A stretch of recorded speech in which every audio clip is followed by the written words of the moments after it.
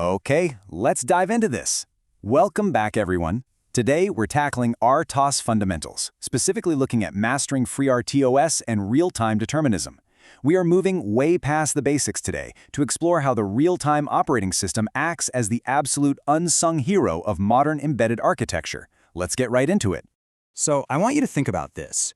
What actually happens if a car's airbag deploys exactly 1 second late? Well, it's a terrifying thought, right? In a high-stakes scenario like that, it absolutely does not matter how incredibly fast or powerful the processor in that car is. If it misses that exact split-second deadline, the entire system has failed. Raw speed literally means nothing without strict timing. And you know, that brings us to what is easily the biggest misconception in the entire world of software. When people hear the phrase real-time, they almost always assume it just means really fast. But as we're going to see, real-time actually means predictable. It is all about deterministic behavior. A true real-time system guarantees that an action will occur within strict, guaranteed timing constraints. It's not about sheer speed, it's about being on time every single time, no exceptions. To break this down a bit further, we generally divide these systems into two distinct categories. First, you have hard real-time systems. These are situations where deadlines must absolutely never be missed. We're talking airbags, aircraft flight controls, nuclear plant safety systems. A missed deadline in these environments equals total catastrophe. Then, on the flip side, you have soft real-time systems. Think video streaming or online gaming. If a frame drops there, well, performance degrades, maybe your game lags a bit, but hey, the system survives. Throughout this explainer, we are focusing entirely on the absolute life-or-death predictability that's required for those hard, real-time systems. Now let's consider a traditional sequential code loop. You know the drill. Read the sensor, then update the display, check the network, and finally control the motor. And sure, this works perfectly fine for simple electronics, but imagine an entire smart factory running on this kind of sequence. What if checking the network takes just a little too long because of a spotty connection? Well, suddenly the motor control gets delayed, the whole machine stumbles. In any kind of complex setup, sequential programming like this just creates absolute chaos, because one single slow step ends up delaying the whole machine. So how do we fix this? Section 1. Enter the RTOS, taking control. Now you might be wondering how this is different from the computer you're using right now. There's actually a massive fundamental difference between desktop operating systems and an embedded RTOS. Traditional OS platforms, your Windows, Linux, or Mac OS, they're designed to prioritize user experience and overall throughput. They basically want to keep a lot of plates spinning all at once so you, the user, feel like the computer is fast. And RTOS, however, it prioritizes predictability and determinism above absolutely everything else. It honestly doesn't care at all if a background task takes a little longer, just as long as the critical task hits its exact microsecond deadline. Let's make this abstract concept a bit more tangible with an analogy from our source material. I want you to imagine walking into an incredibly busy restaurant, but there's no manager and no ticket system whatsoever. Orders are just being shouted out randomly. The kitchen staff are completely confused about what they should be cooking first, the waiters are practically bumping into each other, and the customers are just left sitting there waiting. That right there, that is your embedded system running complex sequential code without an operating system. It's just unmanaged chaos. So bring in the RTOS. Imagine a brilliant manager stepping into that chaotic restaurant. This manager decides exactly which tasks should run, exactly when it should run, and how all the shared resources, like the oven in the kitchen, or in our software's case, the processor itself, are shared out. The RTOS basically breaks the software down into completely independent units of execution, which we call tasks, and it perfectly coordinates them to maximize efficiency and just maintain absolute order. The absolute core engine that makes this incredibly high level of management possible is called the scheduler. The scheduler is literally the beating heart of an RTOS. And what's really fascinating here is that most embedded processors can actually only execute one single instruction at a time. The scheduler steps in and creates this incredible illusion of parallel execution by continuously evaluating task priorities and rapidly deciding which task gets the processor's attention next. To understand exactly how the scheduler makes these split-second decisions, we have to look at how we assign task priorities. Because let's face it, not all tasks are equally important. Take an emergency shutdown task, for instance. That's a safety override. Its priority level is obviously going to be very high. Updating the display for the user interface? That's medium. Background data logging? Low. So if a system is happily logging data in the background and suddenly an emergency occurs, the scheduler ensures that the very high priority shutdown task will immediately step in and take complete control away from that logging task. So the crucial point here is exactly how this interruption happens. Modern systems heavily favor what is known as preemptive scheduling. Under this model, the RTOS doesn't politely wait for the low-priority task to voluntarily finish up what it's doing, which, by the way, is called cooperative scheduling. No.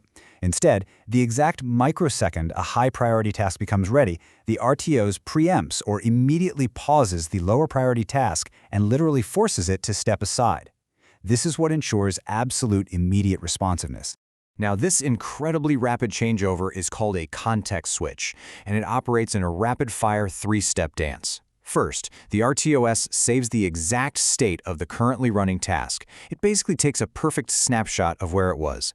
Second, it loads the saved state of the new higher priority task.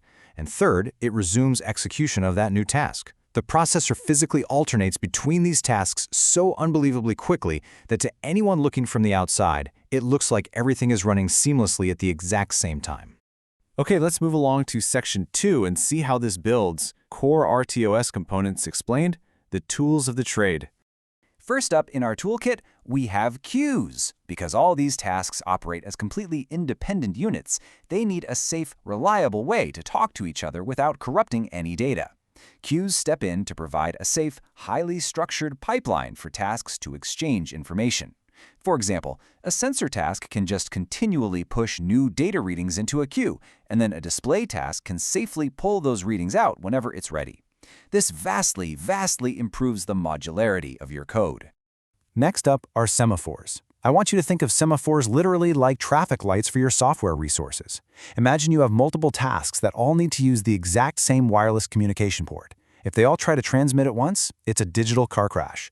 A semaphore sits right at the intersection and acts as a signal. It tells one task, hey, you have the green light, go ahead, while telling all the others to wait on red. It's a highly intuitive way to prevent hardware conflicts.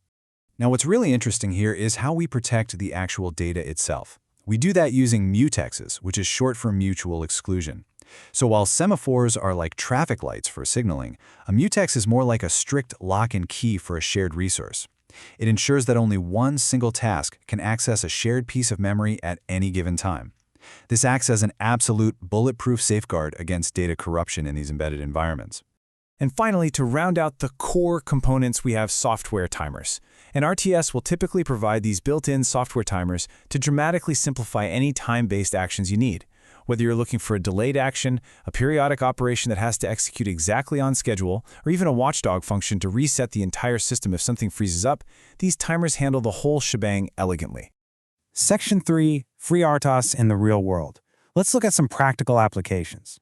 When engineers out in the field are building anything from, say, smart home thermostats all the way up to edge AI monitors, they consistently turn to FreeRTOS. It is absolutely the industry standard, and for several really good reasons. For starters, it's open source and incredibly lightweight. It boasts a very small memory footprint, which is absolutely crucial when you're working with tiny chips. Plus, it is highly portable across major microcontrollers like the STM32 and ESP32. With this kind of massive industry adoption, learning FreeRTOS is honestly an essential skill for any modern embedded developer. Let's ground some of these heavy technical concepts in a real-world example. Picture a drone in flight.